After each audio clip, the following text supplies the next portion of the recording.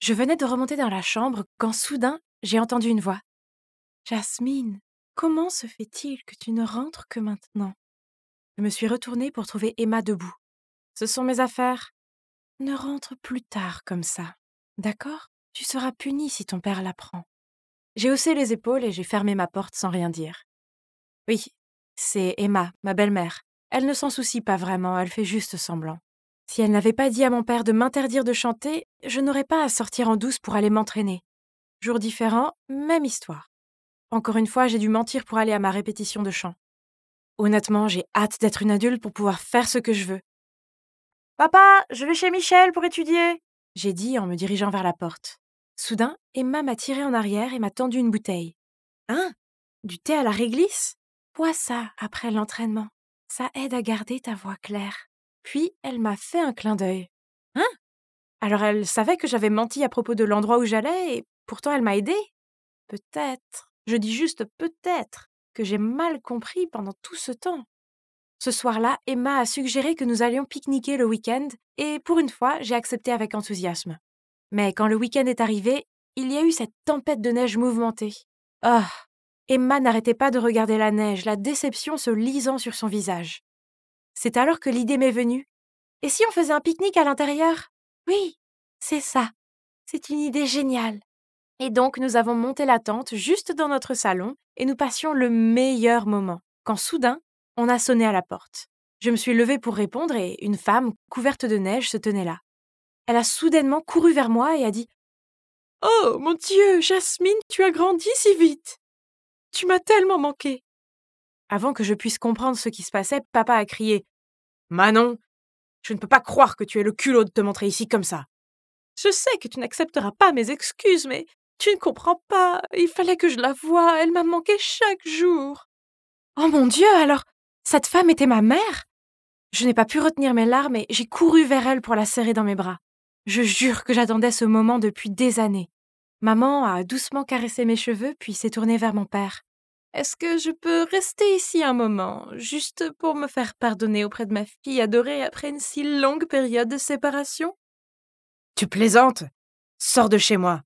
Papa, s'il te plaît, laisse-la rester, s'il te plaît. Mais peu importe combien je l'ai supplié, papa ne voulait pas céder. Alors j'ai demandé de l'aide à Emma. Elvis, laisse-la rester ici. Si Jasmine veut à ce point être avec sa mère, nous devrions les laisser passer du temps ensemble. Allez, chérie. J'ai regardé Emma avec tant de reconnaissance. Puis j'ai tourné ses yeux de chiot vers mon père, et finalement il a hoché la tête à contre-cœur. Yay! J'ai crié et j'ai conduit maman dans ma chambre. À partir de ce jour, j'ai passé la plupart de mon temps libre avec elle. Nous sommes allés au cinéma, nous avons fait du shopping ensemble, et honnêtement, je n'avais jamais été aussi heureuse. Un jour, j'écoutais et fredonnais ma musique quand maman est entrée. Waouh! Donc tu aimes aussi chanter? Ça doit être génétique. À l'époque, si je n'avais pas été si passionnément obsédée par la musique, ce qui rendait ton père fou, je ne t'aurais peut-être jamais quittée. Maintenant, je le regrette tellement, Jasmine. J'ai mis mes bras autour d'elle et j'ai dit doucement. Après toutes ces années, je pense toujours à cette berceuse.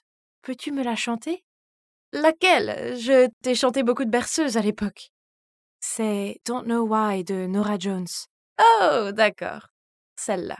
Puis elle a commencé à chanter. Je jure devant Dieu que sa voix était celle d'un ange.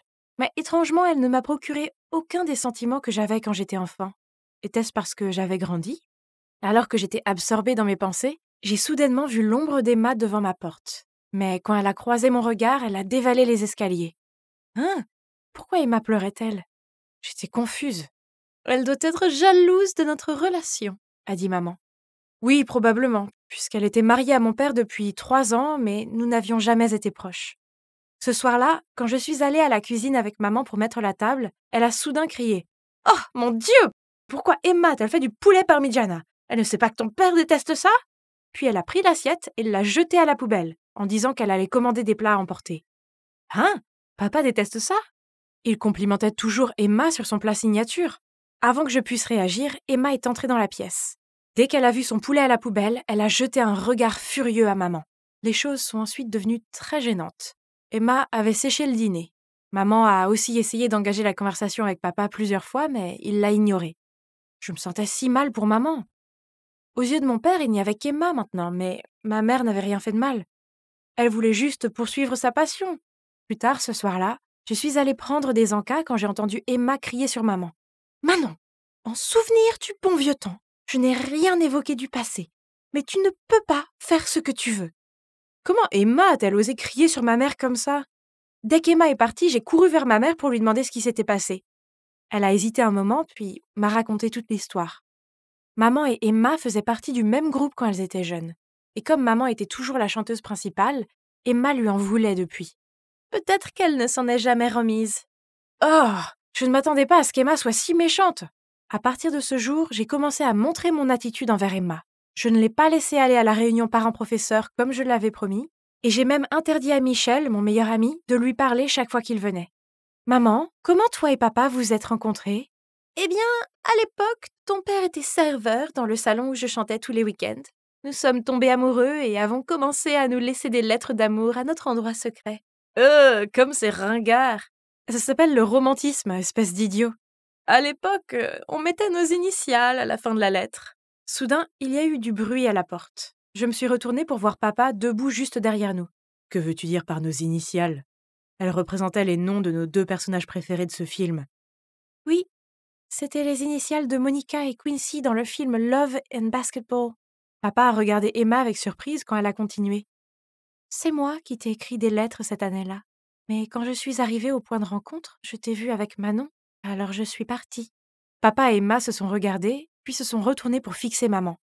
En fait, à l'époque, je t'aimais tellement que j'ai fait semblant d'être Emma, mais ce n'est pas si important. À la fin, tu étais toujours intéressée par moi et on s'entendait très bien, non? Je ne peux pas croire que tu m'aies menti comme ça pendant toutes ces années. Puis papa a quitté la pièce avec colère, suivi par Emma. Quant à maman, elle était assise là, des larmes coulant de ses yeux. Ok, maman avait vraiment tort, mais papa n'avait pas à la traiter comme ça. Qui ne fait pas d'erreur de temps en temps? Et de toute façon, c'est à cause de l'erreur de ma mère que je suis là, non? À partir de ce jour, l'atmosphère dans la maison était très tendue. Papa ignorait maman et Emma lui jetait toujours des regards haineux. Jusqu'au jour où je venais de rentrer de l'école, quand j'ai vu mon père courir vers moi en disant « Emma est enceinte. Tu vas avoir un petit frère ou une petite sœur. » Waouh! J'avais toujours voulu avoir un frère ou une sœur. Je n'arrivais pas à y croire. Ce soir-là, ma famille a organisé une fête pour célébrer l'événement. Maman a également félicité papa et Emma et, grâce à cela, la tension entre eux trois a commencé à s'apaiser. Ouf! Mais quelques jours plus tard, pour certaines raisons, papa a découvert que j'avais menti sur le fait d'aller étudier avec Michel. Il était furieux et m'a puni pendant une semaine. Je jouais sur mon iPad quand maman est entrée dans la pièce. Emma doit être la moucharde. Maintenant qu'elle est enceinte, elle veut que papa soit en colère contre toi pour qu'il donne tout son amour à elle et au bébé. C'était logique. L'autre jour, j'avais même vu Emma murmurer quelque chose à papa et dès qu'il l'avait entendu, il s'était mis en colère. Oh, quelle femme a deux visages! Il fallait que je règle ça. Et donc, j'ai mis en place un plan amusant pour ma belle-mère. Une fois, je lui ai fait du jus d'orange avec du fromage en poudre et elle a fini par le recracher partout sur papa. Ensuite, j'ai dévissé la pomme de douche pour ajouter du colorant alimentaire bleu, et c'est ainsi que je lui ai fait un relooking schtroumpf. C'était hilarant d'entendre son cri horrible depuis la salle de bain. Une autre fois, je me suis faufilée dans la chambre d'Emma pour mettre de la farine dans son sèche-cheveux. Je fouillais dans la table de chevet à la recherche du sèche-cheveux, quand soudain, j'ai vu un DVD étiqueté Jasmine 0311. Qu'est-ce que c'est? Pourquoi y avait-il mon nom dessus? Curieuse, je suis retournée dans ma chambre pour le regarder. Et là, je ne pouvais pas en croire mes yeux. Sur l'écran, Emma portait un bébé et lui chantait une berceuse. Cette mélodie, ce n'était pas la chanson Don't Know Why? Donc ce bébé était moi? Mais Emma ne pouvait pas chanter, n'est-ce pas? Sa voix était faible et semblait rauque. Qu'est-ce que cela signifiait? Je me suis précipitée pour montrer le DVD à mon père. Emma m'a dit de ne pas te parler de ça, mais puisque tu le sais déjà, je ne le cacherai plus. Puis il m'a tout raconté. Il s'avère que ma mère est partie pour un homme riche alors que je n'avais que 2 ans. Et c'est Emma qui est venue aider mon père à s'occuper de moi pendant mes jeunes années. Oh mon Dieu! Quoi? Donc tous ces souvenirs des câlins chaleureux et des berceuses de ma mère étaient en fait ceux d'Emma? Un sentiment de culpabilité a envahi mon cœur. Je devais faire quelque chose pour m'excuser auprès d'Emma. Le lendemain, j'ai demandé à Michel d'aller au centre commercial pour m'aider à lui acheter un cadeau. En passant devant un café, j'ai soudain vu ma mère assise avec un type. Sans trop réfléchir, j'ai rapidement attiré Michel à une table voisine et je les ai écoutés. Chérie, comment va l'argent? Tu sais combien les créanciers sont insistants et ils deviennent un peu agressifs. Ne t'inquiète pas, ça ne va pas tarder, ma fille est de mon côté. Elle va m'aider à virer sa stupide belle-mère, puis mon ex-mari suivra bientôt son souhait et me donnera volontairement de l'argent. Quoi? Qu'est-ce qui se passait? Maman était-elle revenue juste pour l'argent de papa? J'étais sur le point d'aller l'affronter quand mon téléphone a sonné. C'était papa. Jasmine, va tout de suite à l'hôpital. Emma est aux urgences. Au moment où je suis arrivée, j'ai vu mon père assis devant les urgences, la tête entre les mains. Au bout d'un moment, le médecin est sorti et a dit « La mère et le bébé vont bien. La prochaine fois, faites plus attention à l'allergie alimentaire du patient. » Comment as-tu pu manger des trucs auxquels tu es allergique? Tu dois faire plus attention, ok? Oui, Emma faisait toujours très attention. Ça n'avait pas de sens. À moins que... ma mère... J'étais sur le point de raconter ce que j'avais vu au centre commercial quand maman est apparue, demandant avec impatience la situation d'Emma. Incapable de supporter son faux semblant plus longtemps, j'ai crié « Maman, arrête, c'est toi qui as fait tout ça, n'est-ce pas ?» Jasmine, qu'est-ce que tu racontes comme bêtise?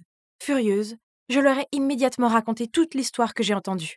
Manon, je pouvais te pardonner pour l'histoire de la vieille lettre et pour avoir essayé de saboter ma voix, mais le fait que tu aies voulu faire du mal à mon bébé est impardonnable. Il s'avère que les choses du passé qu'elle a mentionnées auparavant étaient que ma mère lui a fait du mal pour détruire sa voix. C'est donc pourquoi papa ne me laissait pas chanter, de peur que cela ne fasse souffrir Emma. Soudain, maman éclate de rire. Je n'ai pas besoin de ta pitié. Tu as eu la chance d'avoir une si belle voix et un homme merveilleux à tes côtés, et même maintenant, tu essayes encore de prendre la vie qui aurait dû être la mienne. Manon, laisse tomber. Tu dois arrêter tout ça. Maman était sur le point de dire quelque chose, mais je l'ai interrompue. Maman, s'il te plaît, va-t'en. J'ai tellement honte d'avoir une mère comme toi. Puis j'ai éclaté en sanglots. Elle s'est levée et est partie, sans même nous adresser un regard en arrière. Emma m'a prise dans ses bras. J'avais peur que tu sois déçue. C'est pourquoi je t'ai tout caché. Je suis désolée de t'avoir si maltraitée. Elle m'a tapoté la tête et j'ai eu l'impression d'être de retour dans mon enfance, où elle m'avait tenue dans ses bras et chantait des berceuses. C'était si réconfortant. Enfin, la paix est revenue dans ma famille. J'ai la chance d'avoir Emma comme belle-mère et bientôt mon petit frère ou ma petite sœur sera là. Je suis impatiente.